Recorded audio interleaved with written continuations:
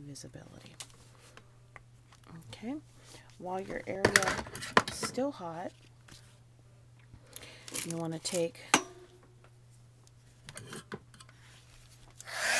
heat gun, warm it up just a bit, just till you see the shine. You don't want to overdo it. Till you see the shine on it.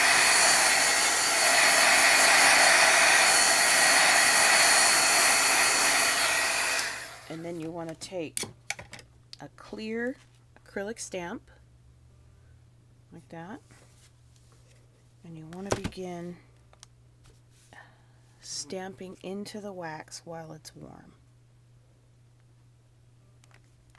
I'm going to put a border on it.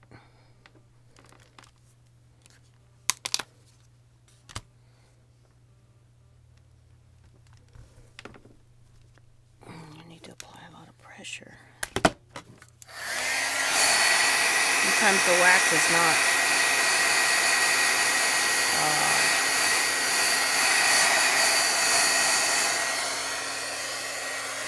warm enough and it's cooled down. So if that's the case, grab your heat gun, hit it with it real quick. Get your stamp out. Press into it. There you go.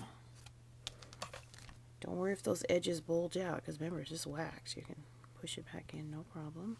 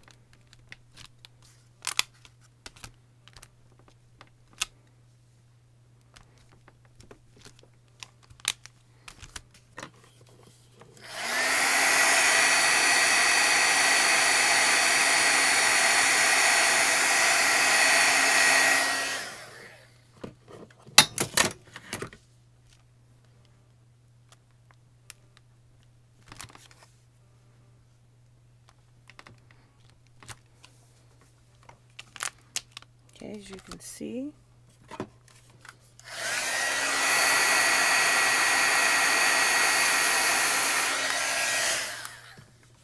that imprint is becoming very visible.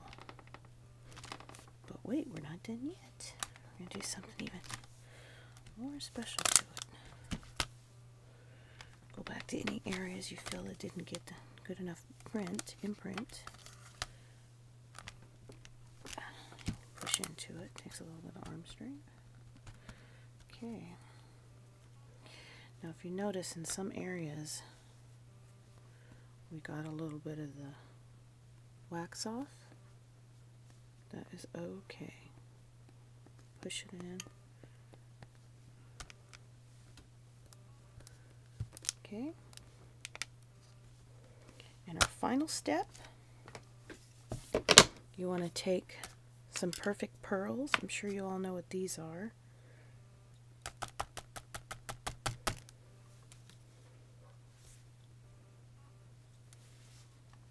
These are those mica powder, pigment powders. A little bit of that. And you want to take your, just start to swirl that on. See how it just falls into those grooves and cracks? Shows up very pretty.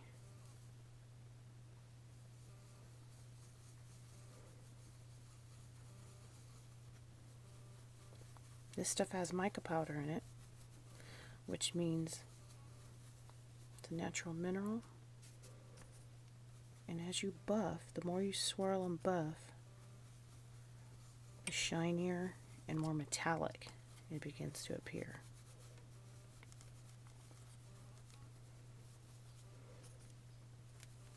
Just get it into all those grooves. You can do it as dark or as light as you want. I tend to like the dark because it shows up a lot nicer.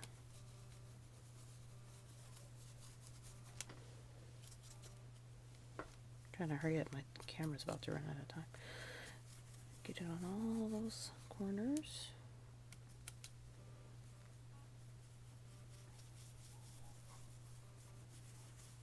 And you want to do a swirling motion because you don't want to see brush streaks or strokes. You want it to be a nice uniform shape.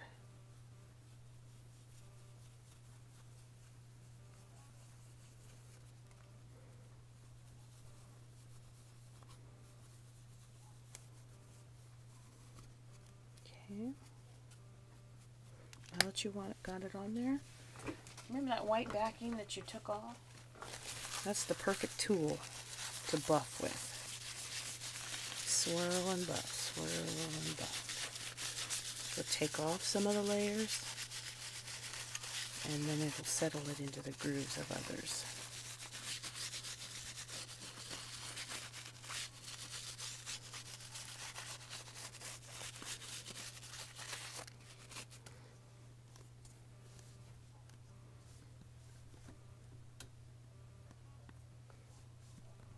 Okay, there you go.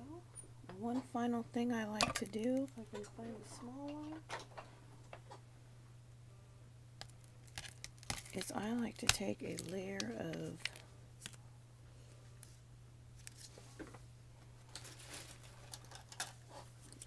stickles to take it out because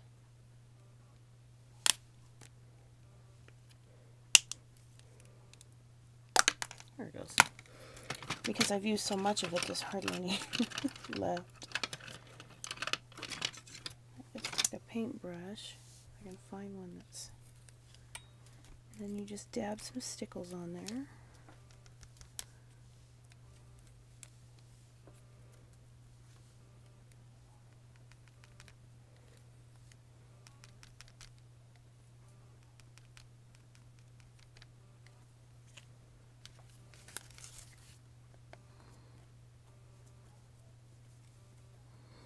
You just swirl that in with your finger. Gives it a nice little glittery accent. And we're girls. We love glitter, right? Who girl doesn't love glitter?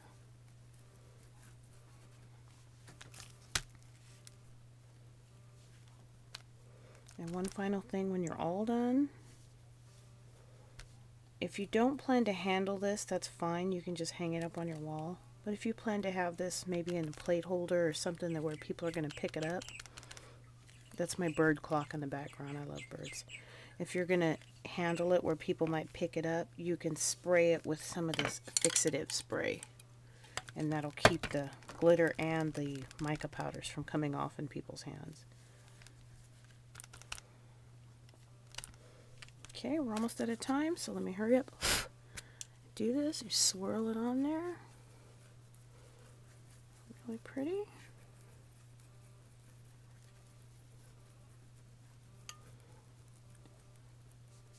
And there, my friends, is your finished piece. You can hang that on a wall. You can do anything you'd like with it. Thank you for joining me, and I hope to see you on my next projects using beeswax. And as a safety tip, remember, put your lid back on your beeswax container, let it cool to room temperature, leave your brush in the container.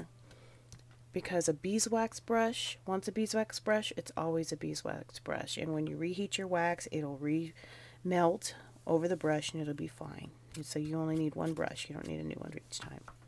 So there you go. Thank you for joining me, Cindy from the Vintage Vignette, and I hope to see you in my next time. Bye-bye.